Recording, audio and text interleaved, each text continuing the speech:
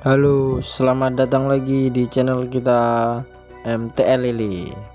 Pada kali ini kita akan membahas mengenai bahaya pemberian pakan lele. Nah, dan solusinya tentunya yaitu cara pemberian pakannya menurut MTL Lele dengan baik dan benar supaya tidak terjadi kesalahan-kesalahan lainnya. Yang menimbulkan banyak sekali dampaknya ya, karena pada saat pemberian pakan lele ini merupakan teknik yang dasar dan sangat penting pada saat budidaya lele. Nah, begitu juga dengan pakan yang digunakan. Pakan itu bervariasi macamnya. Ada pakan apung, ada pakan tenggelam, lalu ada pakan alternatif lainnya seperti daun ataupun dari bahan lainnya. Langsung saja kita masuk ke pembahasan yang lebih mendalam lagi. Sebelumnya bagi yang baru mampir jangan lupa subscribe dan sukai atau like jika memang benar-benar suka, jangan terpaksa. Kemudian dapat juga memberikan komentar yang berisikan masukan atau lainnya, ataupun mengenai video yang akan dibahas pada berikutnya.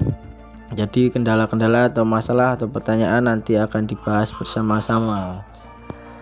Kemudian kita masuk aja dalam bahaya pemberian pakan secara berlebih. Nah, dan itu kenapa kok bahaya juga? Nah, kita akan bahas karena meskipun kita memiliki banyak modal, banyak pakan, lalu kolam yang sudah sangat memadai seperti kolam terpal ataupun kolam konvensional lainnya seperti kolam tanah atau kolam yang sangat sudah sangat mapan gitu seperti kolam beton dan bioflok ataupun lainnya, namun kita sebagai modal, dan modal penting lainnya yang kita harus miliki yaitu mengerti mengenai pemberian pakan. Dan itu kenapa kok bahaya di sini dalam pemberian pakan, baik pakan apung maupun pakan tenggelam itu dapat membahayakan karena jika diberikan secara berlebih akan menimbulkan amoniak. Amoniak itu dapat mengakibatkan sakit atau mencemari dari air kolam tempat pembesaran lele. Jadi gimana kok itu jadi bahaya? Karena itu sangat mempengaruhi pertumbuhan dari lelenya, dan juga kualitas air sangat keruh sehingga dapat mencemari udara di sekitar jika budidaya di sekeliling rumah ataupun di padat penduduk. Itu sangat merugikan bagi penduduk maupun bagi pembudidaya, karena jika dibiarkan akan sangat berbahaya jika dari amoniak itu dapat menyebabkan kematian secara jumlah sedikit maupun jumlah massal. Lalu seperti apa ciri-cirinya? Ciri-ciri dari bahaya pemberian pakan ini dapat dilihat juga pada kondisi airnya, lalu pada kondisi lelenya. Nah, yang pertama kondisi air terlebih dahulu. Kondisi air itu dapat dilihat seperti video ini juga, itu kondisinya masih lumayan bagus karena masih berwarna hijau dan tidak begitu keruh. Namun di sini diidentifikasi atau ditandai bahwa adanya kekurangan kondisi dari lele itu, ada yang menggantung dan ada juga nafsu makannya kurang. Nah, jadi ciri-cirinya seperti itu. Yang pertama tadi dari air terlihat keruh, lalu baunya sangat menyengat, bau busuk, lalu dapat juga dilihat dari kondisi ikan lele itu. Jadi pada saat diberikan makan seperti pada video ini itu masih lumayan rame, jadi nafsu makannya masih tinggi. Jadi itu tidak diindikasikan bahwa adanya kelebihan pakan atau terdapat amoniak yang banyak. Namun di sini juga terdapat jika dilihat dari lelenya, terdapat ikan lele yang mati walaupun dalam jumlah sedikit, 1 atau 2, itu menandakan bahwa ada masalah di airnya seperti itu. Jadi kita harus setiap hari atau pada saat pemberian pakan harus mengeceknya dengan kondisi yang seharusnya airnya jernih, lalu ikannya dapat makan dengan nafsu tinggi. Kemudian itu menandakan bahwa kondisi kolam dan lele itu sudah baik-baik aja. Kemudian ciri-ciri berikutnya itu ditandai bahwa adanya lumut yang sangat banyak pada media kolam, dan itu menandakan bahwa kolam itu sudah airnya sudah kotor dan itu harus diberikan solusi. Lalu dampaknya bagaimana? Tentu saja sudah disinggung di pembahasan sebelumnya tadi bahwa dampaknya itu nantinya akan mengurangi pertumbuhan lele, kemudian mencemari udara, bau atau aromanya tidak enak. Kemudian tentu saja bagi pembudidaya lele yang dampaknya sangat bahaya itu ya mengalami kerugian dalam jumlah yang kecil maupun jumlah yang besar. Karena pada saat pemberian pakan secara berlebih, otomatis biaya yang dikeluarkan sudah banyak dan itu tidak menghasilkan daging atau FCR dari lele itu tidak sesuai dengan harapan.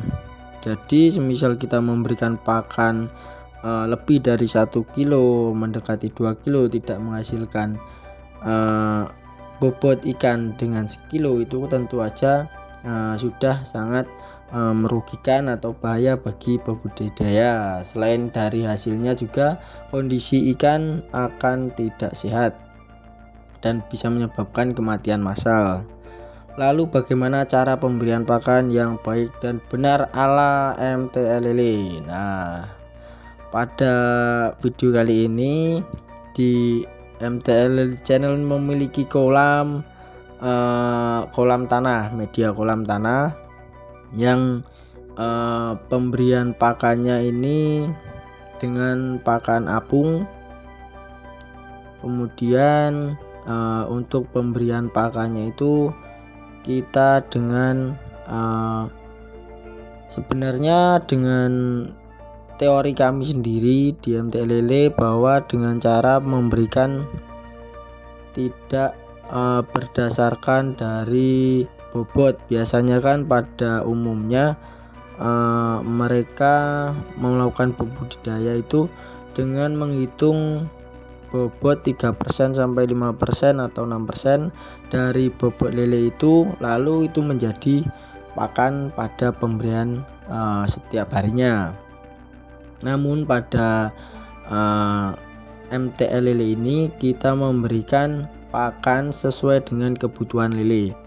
Jadi ada kelebihannya pada cara ini. Menurut kami ada kelebihannya bahwa pada saat kondisi ikan baik ataupun kondisinya tidak sehat, nah itu kita dapat menyesuaikan. Semisal pada saat kondisi ikan baik, maka pemberian pakan ikan itu dapat diberikan dengan kebutuhan ikan atau kebutuhan lele. Semisalkan pada pemberian itu kita membawa pakan dengan asumsi bahwa pakan itu cukup atau lebih. Nah, lalu kita berikan pada masing-masing kolam dengan acuan bahwa ikan itu sudah kenyang.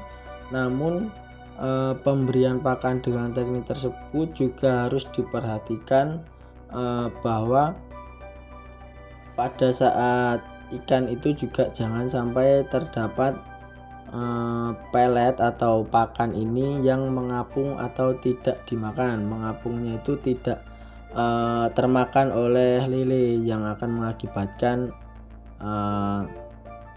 amoniak itu dan menjadi penyakitnya. Di sini juga ditampilkan pada kolam terpal. Sama juga caranya pada pemberian pakan.